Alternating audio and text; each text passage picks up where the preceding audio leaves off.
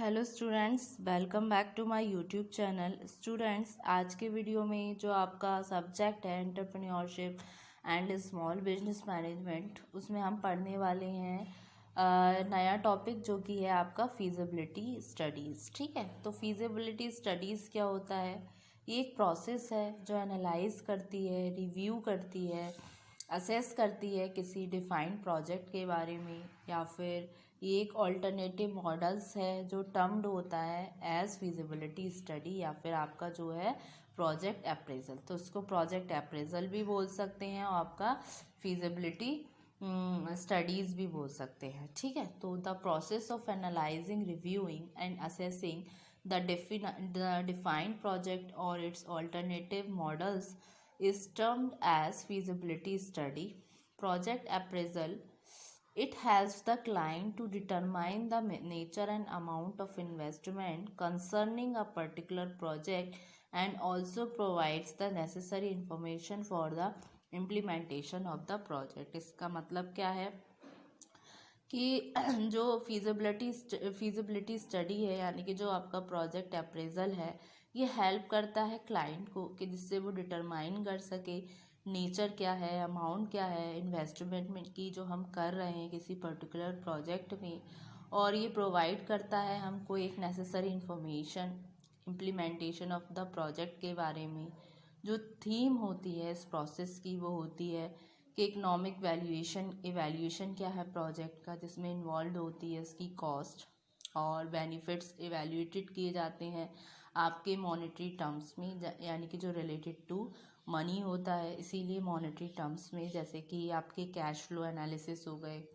जो एवैल्यूएशन है वो रिकरिंग प्रोसेस है जो कि कैरिड करती है फ्रिक्वेंटली।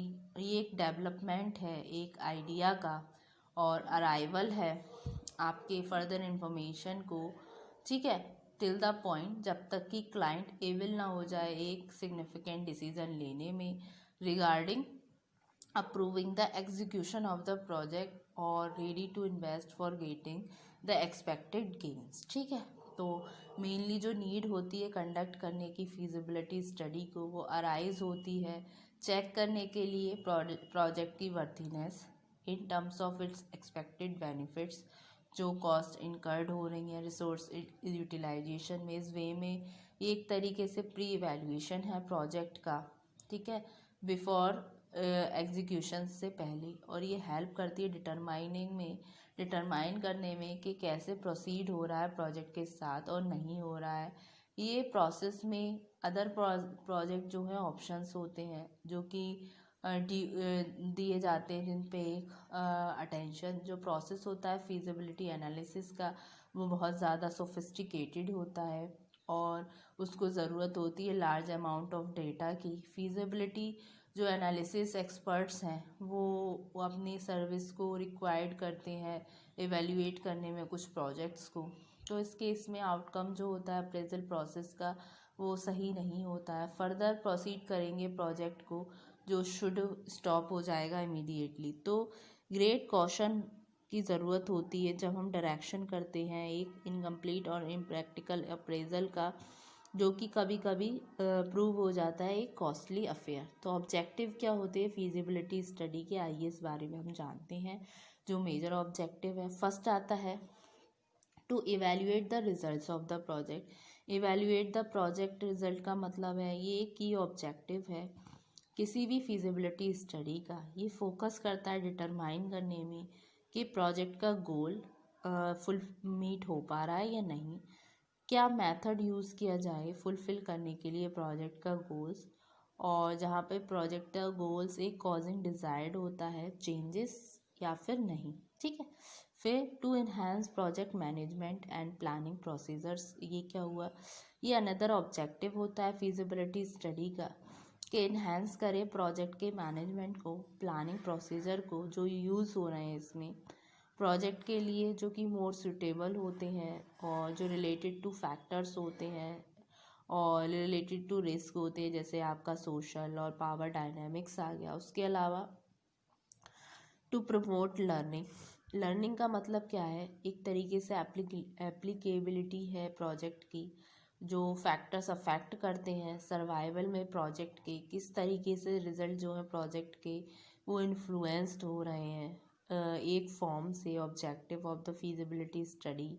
ठीक है, फिर to create a new understanding, another objective क्या है फीजिबिलिटी स्टडी का, वो है कि क्रिएट करना न्यू अंडरस्टैंडिंग को जो रिलेटेड होता है प्रोजेक्ट रिलेटेड सोशल और पॉलिटिकल इश्यूज से। इसका एम होता है, ये हाईलाइट करता है एफिशिएंसी को स्ट्रेटजी की जो प्लान करते हैं इंटेंडेड टू लेसन दैन, उनको कम करने के लिए। फिर नेक्स्ट आता है to get clear picture of the viewpoint of stakeholder. ये क्या है, एक तरीके से ये डिफरेंट पीपल, जैसे कि आपको पता है अलग अलग तरीके के, अलग अलग परसेप्शन के, अलग अलग जोन के लोग इंक्लूडेड होते हैं ऑर्गेनाइजेशन में चाहे या फिर बिजनेस में। तो ये क्या करता है, ये एक तरीके से डिफरेंट पीपल जो इन्वॉल्व हो रहे हैं प्रोजेक्ट में वो उनको अलाउड करता है कि कैसे मिक्स हो रहे हैं वो एक दूसरे के साथ, कैसे डायरेक्ट पार्टिसिपेशन कर रहे हैं, मॉनिटर कर रहे हैं, असेस कर रहे हैं प्रोसेस को। तो इस तरीके से ईज़िली शेयर करते हैं अपने व्यूज़ को, ओपिनियंस को, जो हेल्पफुल होगा रिजॉल्व करने में जो भी आपका अपोजिंग इंटरेस्ट ऑन कॉन्फ्लिक्ट्स आएगा उसके बारे में। ठीक है, तो आया।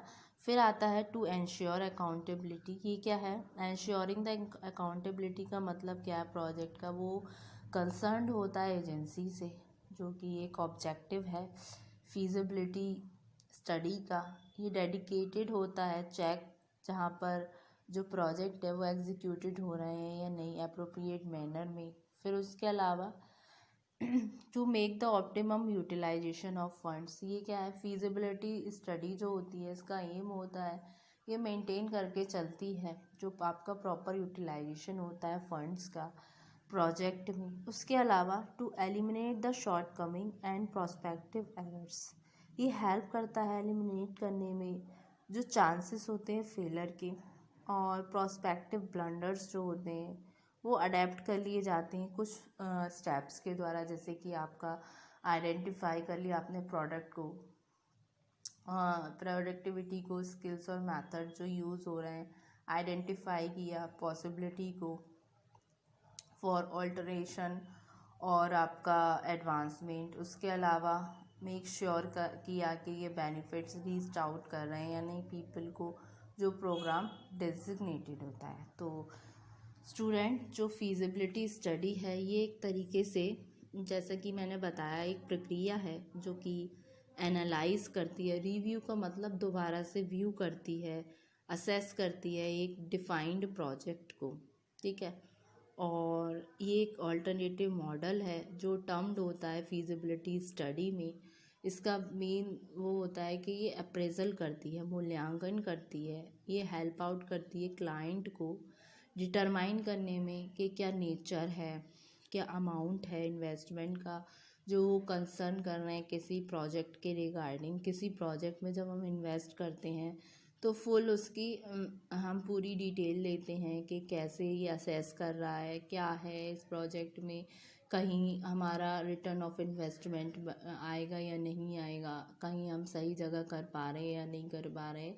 तो फीजिबिलिटी स्टडी जो होता है हैंसफोर्थ एक तरीके से एक ओवरव्यू देता है एक तरीके से। ये क्या है, ये हेल्प करता है क्लाइंट को कि वो डिटरमाइन करे नेचर को और अमाउंट को जो भी इन्वेस्टमेंट कर रहा है एक पर्टिकुलर प्रोजेक्ट में, और ये प्रोवाइड करता है नेसेसरी इन्फॉर्मेशन को जो इम्प्लीमेंटेशन के रिगार्डिंग होती हैं प्रोजेक्ट की।